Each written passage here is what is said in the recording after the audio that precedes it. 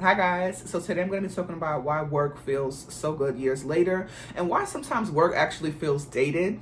But before we get into today's topic, I have to show you guys this cute strawberry crunch cake slice that I made. I'm in the middle of doing Valentine's Day promo for my cake business, Raven's Cake Studio, if you guys can see. And it actually has cheesecake inside. So honestly speaking, I actually left this cake slice out for a few hours because I actually like to eat my cake at room temperature. For the most part, I feel like things that are done at room temperature, things that take time to come together are worth it in the long run. So we'll talk about that more into this episode, but if you don't mind, I'm gonna indulge in my strawberry crunch cake slice. So in today's episode, I want to talk about why some things age really, really well and why some things just simply feel dated.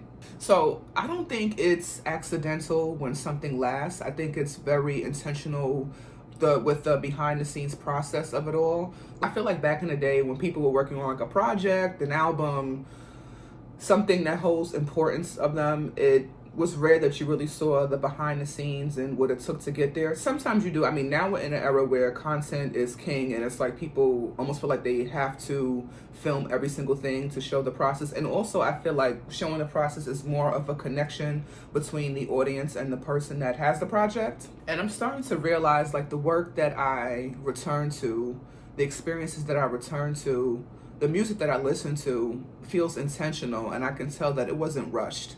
You know what I mean? And that's what makes things stand up throughout the years, if that makes sense. I'm so nervous to do this episode, I'm gonna be honest. You're not gonna judge me if I eat this whole piece of cake? When I think of work that ages well, I definitely think of R&B music because I just feel like I have such a deep love for music, you know what I mean? And I feel like I can appreciate artists and their albums from the 60s, the 70s, the 80s, the 90s, you know, the early 2000s.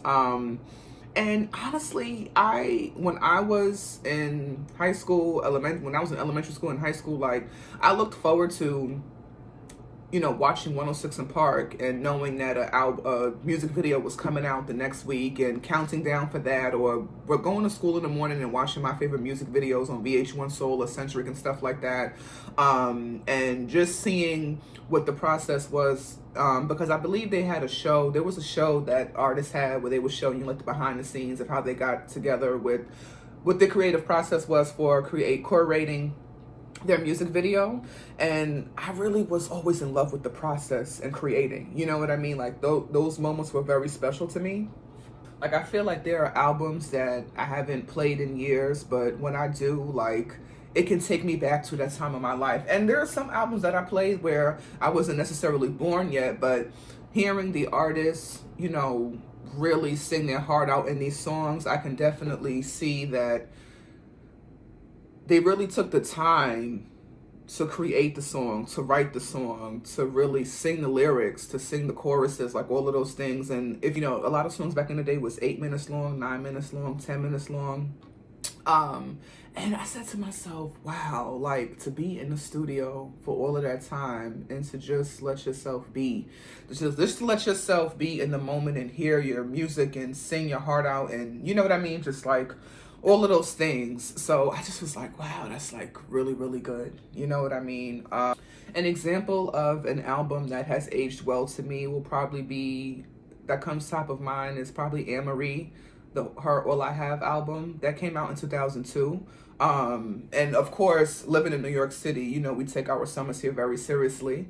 And I feel like when people think of New York City summer, they think of hearing Mr. Softy ice cream truck, coming down the street. They hear of someone walking through the streets of New York City, mostly in Harlem, having their stereo boombox in their hand, and you might hear Why Don't We Fall in Love by Amerie. Like, I feel like when I hear that song, I think of summer. And even the music video, you know what I mean? She's in her brownstone, and you see the beautiful colors on the wall, and she has her shorts on, her hair's done beautifully, and she's just enjoying life. The time period when Amerie's album came out, I feel like was an era of albums that came out that were no skips. You know what I mean? Really good bodies of work, like people listening to songs in order, not rushing to their phone or iPhone, or I mean, not rushing to their radio to skip it or their iPods to skip it. You know what I mean? Like people thoroughly enjoyed the track list from A to B, from A through Z.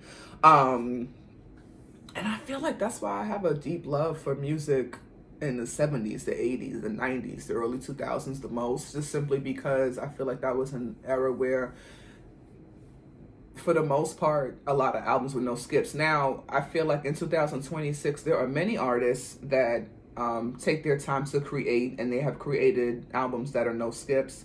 But being that I referenced Amerie's Why Don't We Fall in Love song, I was just speaking of music from that time period. But that would be an example of work that really ages well. You know what I mean? I also feel like in the early 2000s, people weren't in a rush to do life, if that makes sense. Like people took their time more. And don't get me wrong, as someone who was born and raised in New York City, like I understand that there's like the hustle culture here and we always want to go, go, go. Like even when I go to other states, like I feel like people are more, they take their time more. You know, it's more slow paced, and that's fine. You know what I mean? And it makes me more humble in a way, because I'm like, damn, like I don't want to come off too aggressive and go, go, go. But you know, that's just what I'm used to, living and born and raised in New York City. But yeah, like I feel like in the 2000s, and even the 90s, the 80s, the 70s, like I feel like people probably took their time more with the creative process. They weren't really chasing trends like that. Or maybe they were, I don't know. And honestly, doing something that's on trend can help your business. I'm not here to say that it doesn't, but I just kind of feel like going at your pace and being creative and doing things with the process, with certainty, will help you better in the long run. And as we're in the year of 2026, and I was reading that you know, short form content is the way that most people consume. You know what I mean? And I know for myself, like, and maybe people have a short attention span, you know what I mean? But I feel like there's nothing better than a nice long form content and video. You know, an example of work that ages well. You know, that's the theme here that we're going for this episode. But, you know, I think you can convert people that watch short form content to the long form content. You know what I mean? Because I feel like with short form content, people are getting to know you and stuff like that. They're trying to see what you're about. And I'm talking to myself, by the way. But, yeah, and I feel like, and I said to myself, really, I really prefer to, you know, sit down and really take in somebody's video that they really took the time to make, that took like an hour long. Because I feel like now, like when I'm on YouTube, for example, you know, a lot of people's vlogs are now like an hour long. It's like watching a movie. Sometimes they're 2 hours long, you know what I mean? And I'm just saying to myself, like, wow, like things have changed. Like now we're in a society where everything is like quick, quick, quick, go, go, go, go, go, hurry, hurry, hurry. You know what I mean? And I feel like people need time to be creative. You know what I mean? They need time to think. As a creative, I just wonder, like, where do I fit in with all of that? You know what I mean? With my own work. So, yeah, I'm gonna be honest. I have like notes in my computer in my head. I feel like I'm overthinking everything, but I'm just going on a rant with how I feel about how work ages well. You know what I mean? I'm just gonna keep it a stack with y'all. Work that is made with intention has a higher chance of being returned to later to be appreciated. You know what I mean? Like work that ages well is not trying to prove anything. It was just trying to be honest. A quick snack break, I hope you don't mind. And honestly, like, I love falling in love with the process. Like, I like to see the work before the work. You know what I mean?